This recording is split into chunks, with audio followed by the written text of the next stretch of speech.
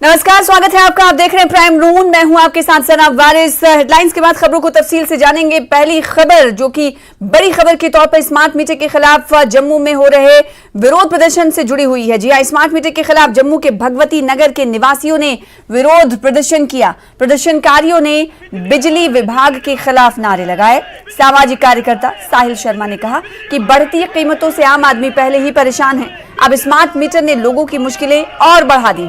प्रदर्शनकारियों ने प्रशासन से इस मुद्दे पर ध्यान देने की मांग की है, अन्यथा बड़े पैमाने पर विरोध प्रदर्शन किया जाएगा, इसकी चेतावनी भी दी है। देखिए, वार्ड नंबर 31 के भगवती नगर चौक में अमरनाथ यात्री निवास के बिल्कुल बाहर आज ये प्रदर्शन आम जनता द्वारा किया गया है, क्योंकि स्मार्ट मीटर जो प्रशासन द्वारा लगाए गए हैं लोगों के घरों पे वो बिल्कुल नकारात्मक है। लोगों ने उसको स्वीकार नहीं किया है, क्योंकि पहले जो मीटर होते थे लोगों के घरों पे लगते थे और अब जो मीटर है इन्होंने 10 फुट 20 फुट की ऊंचाइयों पे लगाए हैं। एक तो इंसान अपनी रीडिंग नहीं नोट कर सकता, दूसरा जो मीटर पहले 250-300 रीडिंग बताते थे ये मीटर 500 550 रीडिंग बता रहे हैं। आप यकीन मानोगे, जिन लोगों का 800 से 1000 बिल आता था आज वही बिल 5 से 6000 आ रहा है, 10 से 12000 आ रहा है। मैं बिजली विभाग से पूछना चाहता हूँ, ये कैसे जस्टिफाई करेंगे लोगों के बीच में? क्या पहले जो मीटर थे उसमें ट्रांसपेरेंसी थी, लोग भी देख सकते थे, मीटर रीडर खुद आके नोट करते थे। इसका मतलब ये है कि इनको अपने ही कर्मचारियों पे जो है भरोसा नहीं है। इसी के मद्देनजर ये कड़ा प्रदर्शन भगवती नगर के चौक में रखा गया है। मेरा आप सभी मीडिया बंधुओं के माध्यम से एक निवेदन प्रशासन को है, अपील है कि ये मीटर हटाए जाए, नहीं तो इससे भी अग्रसर प्रोटेस्ट जो है हम लगातार करते रहेंगे और आने वाले दिनों में हम ये पुल भी ब्लॉक करेंगे, पुल बंद करेंगे अगर ये मीटर नहीं हटाएंगे तो। उधर जम्मू शहर के वार्ड नंबर 1 के निवासियों के एक समूह ने भी स्मार्ट मीटर के खिलाफ अनोखा विरोध प्रदर्शन किया। उन्होंने स्मार्ट मीटर को माला पहनाया और मीटर से खपत का वास्तविक बिल देने का अनुरोध किया। प्रदर्शनकारियों ने आरोप लगाया कि स्मार्ट मीटर लगने के बाद उनका बिल बढ़ा हुआ आ रहा है। उन्होंने विभाग से इन मीटरों को पुराने डिजिटल मीटरों से बदलने का अनुरोध किया।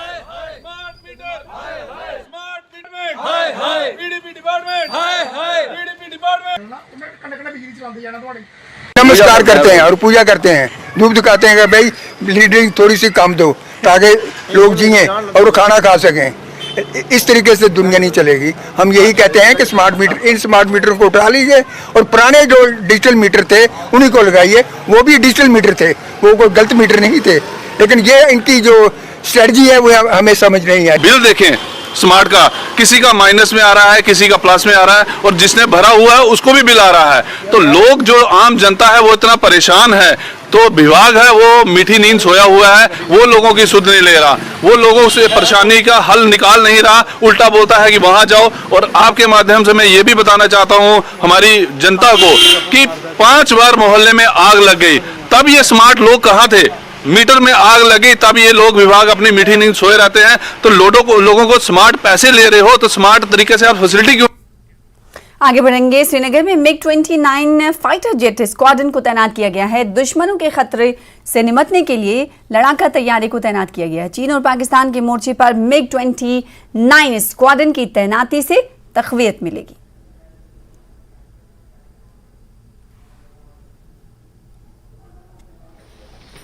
The upgraded MiG-29 is a versatile multi-role combat aircraft.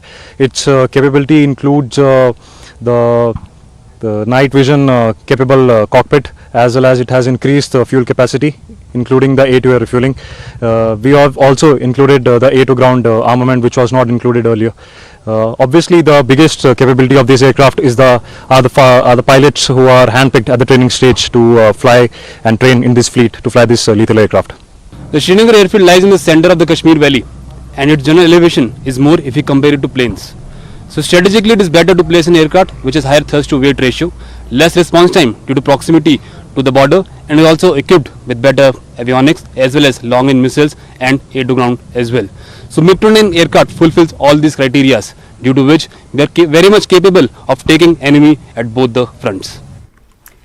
आज 12 अगस्त है और आज के दिन को एंटी रैगिंग दिवस के रूप में मनाया जाता है। इस अवसर पर श्रीनगर में वॉकथॉन आयोजन किया गया, जिसमें बड़ी संख्या में छात्र और छात्राओं ने भाग लिया। इस वॉकथॉन का उद्देश्य लोगों को रैगिंग और इसके छात्रों के मनोविज्ञान पर पड़ने वाले दुष्प्रभावों के बारे में जागरूक करना था। चिनार कोर, सेना और व्हाइट ग्लोब द्वारा इस वॉकाथॉन का आयोजन किया गया।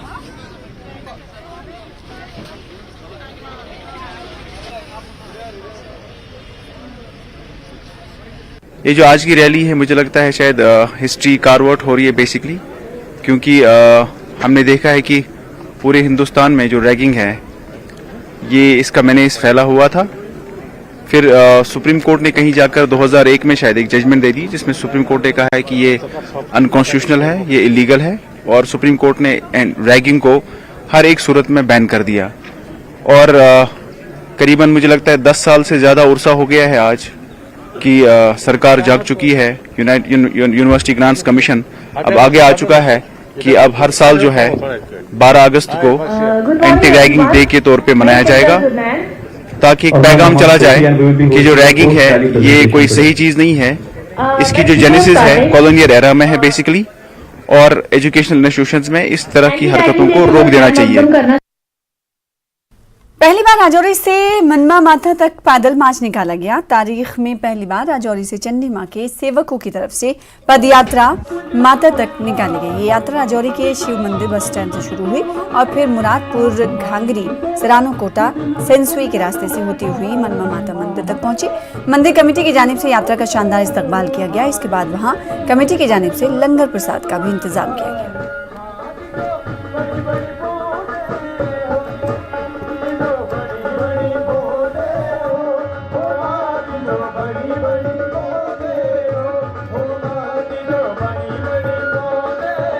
आज पहली पदयात्रा चंडी मां सेवकों द्वारा, जो कि आज सुबह हमने 6:30-7 बजे शुरू की थी और यहाँ पे हम 2-2:15 पहुंचे हैं।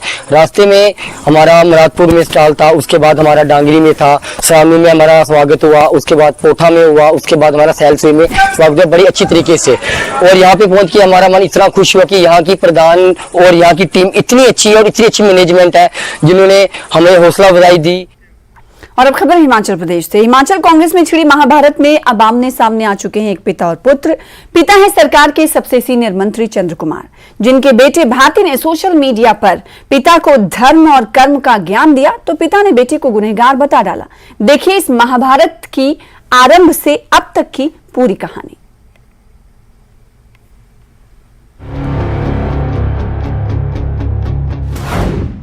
हिमाचल प्रदेश में महाभारत का नया अध्याय।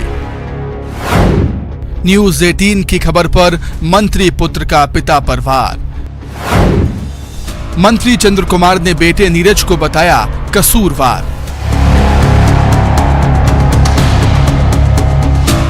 कांग्रेस विधायक राजेंद्र राणा ने 9 अगस्त को फेसबुक पर इस पोस्ट के साथ जिस महाभारत का शंखनाद किया, उस पर अब मंत्री चंद्र कुमार और उनके बेटे नीरज भारती में ही धर्म युद्ध छिड़ गया है। बेटे ने पिता को सार्वजनिक तौर पर ज्ञान दिया, अपने पराये का सच समझाने लगा, कर्म पथ का आईना दिखाने लगा तो पिता ने बेटे को गुनहगार बता डाला। बात करेंगे फिर आप समझाएंगे थोड़ा भी बेटे का कसूर है। जब गांव का जीता बेटे को आना शुरू हुए तो उसको ज्यादा एडवांस नहीं करते। 5 पांडवों की कहानी से हिमाचल कांग्रेस में छिड़ी महाभारत के कुल 4 पात्र अभी रणभेरी बजाते दिख रहे हैं। पहले उन पात्रों का परिचय प्राप्त कीजिए। राजेंद्र राणा, विधायक सुजानपुर। सुधीर शर्मा, विधायक धर्मशाला। चंद्र कुमार, कृषि मंत्री। और नीरज भारती, पूर्व विधायक और कृषि मंत्री चंद्र कुमार के बेटे। अब शुरू करते हैं कांग्रेस के महाभारत का पहला अध्याय। पहला अध्याय सुजानपुर से विधायक राजेंद्र राणा के इस फेसबुक पोस्ट से आरंभ होता है। 9 अगस्त को अपने पोस्ट में राणा ने लिखा है, जो विवादों से दूर रहते हैं वहीं दिलों पर राज करते हैं। जो विवादों में उलझ जाते हैं वो अक्सर दिलों से भी उतर जाते हैं। महाभारत का प्रसंग देखिए। पांडवों ने सिर्फ 5 गांव ही तो मांगे थे और दुर्योधन ने सुई की नोक के बराबर भी जमीन देने से इनकार कर दिया था। एक जिद ने महाभारत रच दिया। सुकून भरी जिंदगी के लिए विवादों से दूरी है बेहद जरूरी।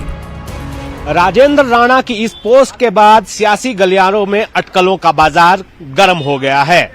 कहा तो ये जा रहा है कि पूर्व मुख्यमंत्री प्रेम कुमार धूमल को सुजानपुर में हराने के बाद राजेंद्र राणा मंत्री पद के ख्वाहिशमंद हो गए। अभी जो 3 सीटें खाली हैं मंत्रिमंडल में, वो चाह रहे हैं कि उनमें से एक पद उन्हें दिया जाए। लेकिन कहा यह भी जा रहा है कि मुख्यमंत्री सुखविंदर सिंह सुक्खू उन्हें मंत्री नहीं बनाना चाहते, इसीलिए उन्होंने ये पोस्ट डाली है। कांग्रेस में महाभारत दूसरा अध्याय। दूसरे अध्याय में एंट्री होती है दूसरे पात्र यानी धर्मशाला से विधायक सुधीर शर्मा की, जिन्होंने रणभेरी बजाते हुए राजेंद्र राणा के फेसबुक पोस्ट पर कमेंट करते हुए लिखा, तुलसी नर का क्या बड़ा, समय बड़ा बलवान, भीला लूटी गोपियां, वहीं अर्जुन वहीं बाण। पूर्व मंत्री पंडित संतराम के बेटे सुधीर शर्मा चौथी बार विधायक बनकर विधानसभा पहुंचे हैं। कांग्रेस के सत्ता में आने के बाद उन्हें मंत्री पद का प्रबल दावेदार माना जा रहा है। माना यह भी जा रहा है कि राजेंद्र राणा की पोस्ट पर अपनी नाराजगी जाहिर करने के लिए ही सुधीर शर्मा ने ये कमेंट किया है कि समय बड़ा बलवान होता है। कांग्रेस में महाभारत तीसरा अध्याय।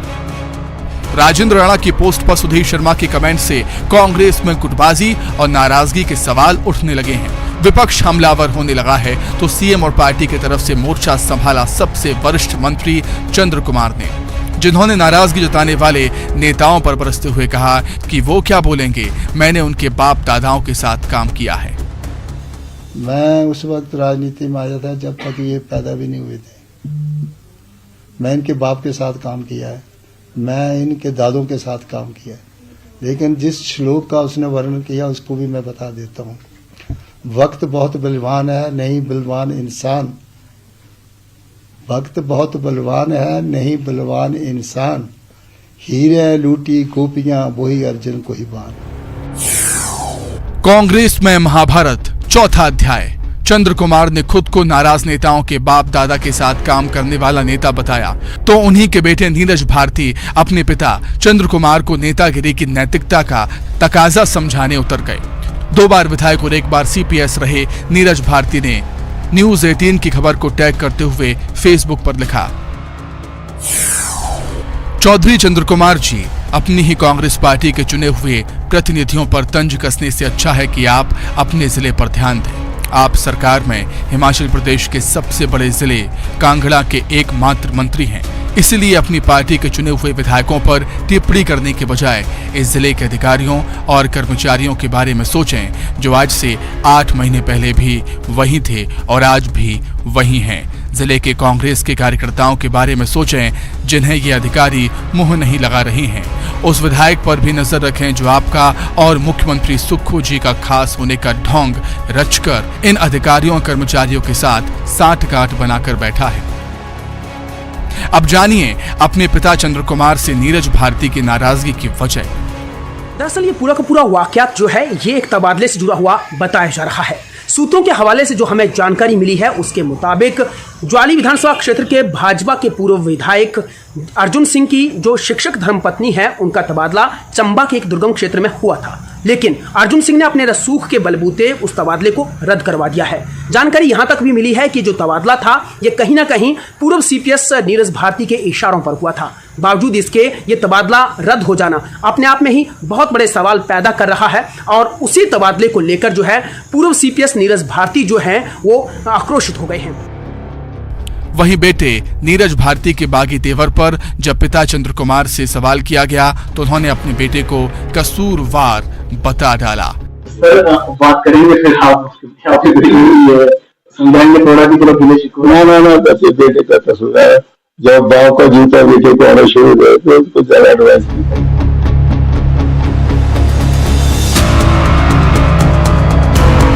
सवाल है कि कांग्रेस में छिड़े इस महाभारत में अब आगे क्या होगा? क्या शिमला कुरुक्षेत्र का मैदान बनेगा जहां सत्ता के लिए अपने ही अपनों पर और तेज प्रहार करते दिखाई देंगे?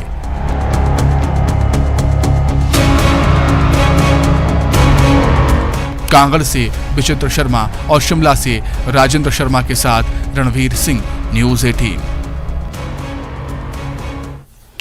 फिलहाल इसी के साथ रुकेंगे छोटे से ब्रेक के लिए, कुछ और खबरों के साथ जल्द लौटेंगे।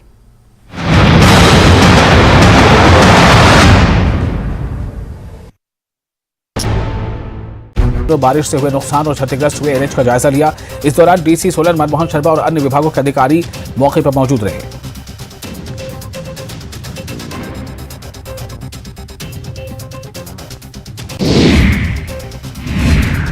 वहीं बीजेपी विधायक पर कैबिनेट मंत्री अनिरुद्ध सिंह ने विवादित बयान दिया है और कहा है कि बलवीर वर्मा को एहसान मानना चाहिए कि वो कटोरा लेकर गाड़ी में सीएम के साथ क्यों बैठे।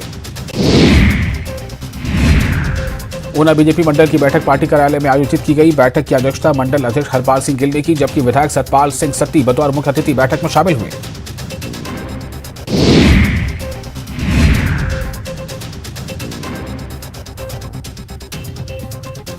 माता चिंतपूर्णी मंदिर में वीवीआईपी दर्शन के लिए 1100 रुपए का शुल्क लगाने पर पूर्व मंत्री विक्रम ठाकुर ने सरकार पर हमला बोला है। उन्होंने कहा कि देवभूमि में मंदिरों में दर्शन के लिए 1100 रुपए का शुल्क लगाना दुर्भाग्यपूर्ण फैसला है।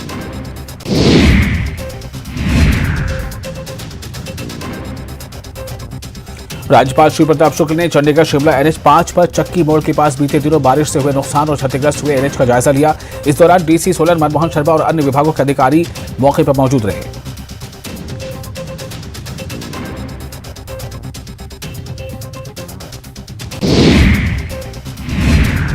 वहीं बीजेपी विधायक पर कैबिनेट मंत्री अनिरुद्ध सिंह ने विवादित बयान दिया है और कहा है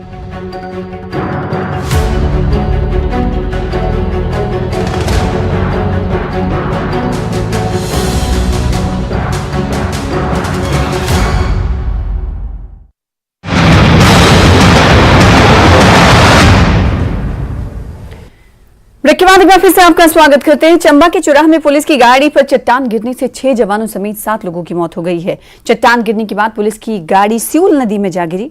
वहीं हादसे में लापता एक पुलिस जवान का शव बरामद किया गया है। बीजेपी ने इस हादसे के लिए सीधे तौर पर सरकार को जिम्मेदार ठहराया है।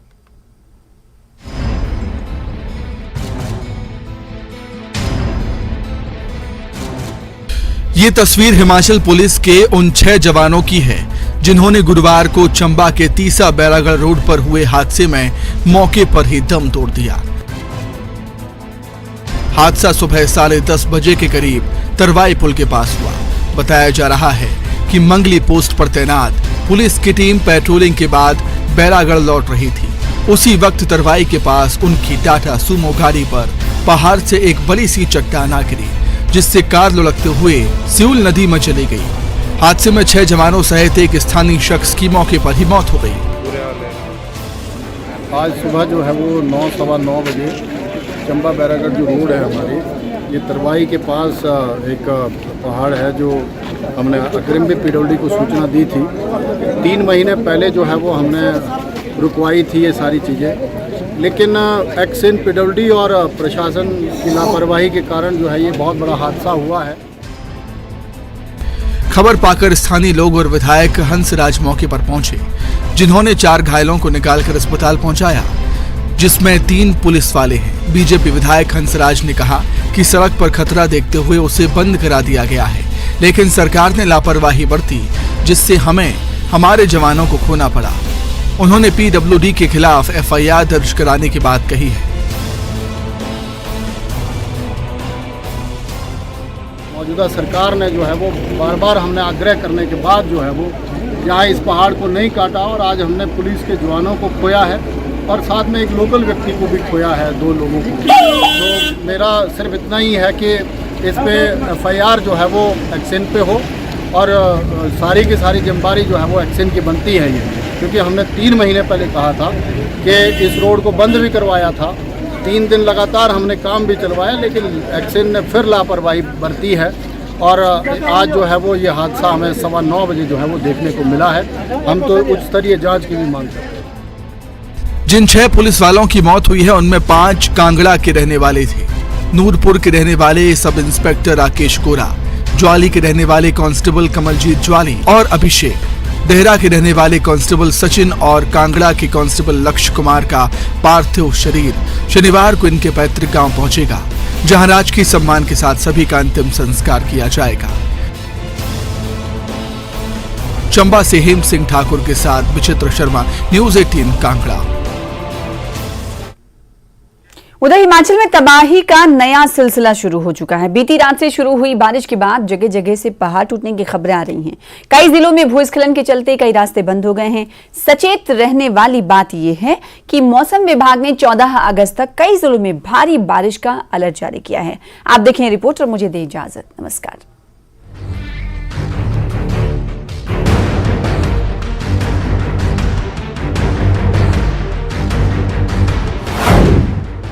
हिमाचल में टूटते पहाड़ों से सावधान। चंबा से सोलन तक बरस रही चट्टान। नालागढ़ बिलासपुर में भी आफत में जान।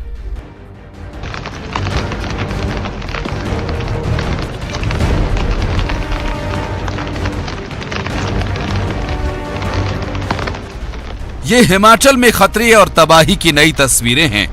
गुरुवार रात से शुरू हुई बारिश के बाद कहीं बड़े बड़े चट्टान पहाड़ों से खिसककर सड़कों पर आ गिरे, तो कहीं सड़कों से गुजर रही गाड़ियों पर चट्टानों की बारिश होने लगी।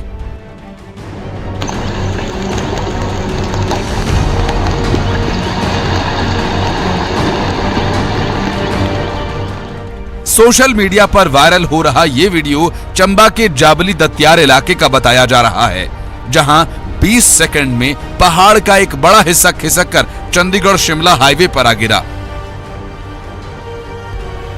इस हाईवे पर पहले से ही 2 जगह भूस्खलन के चलते यातायात बंद था और अब टूटी इस नई मुसीबत से हाईवे को बहाल करने में और ज्यादा वक्त लगेगा।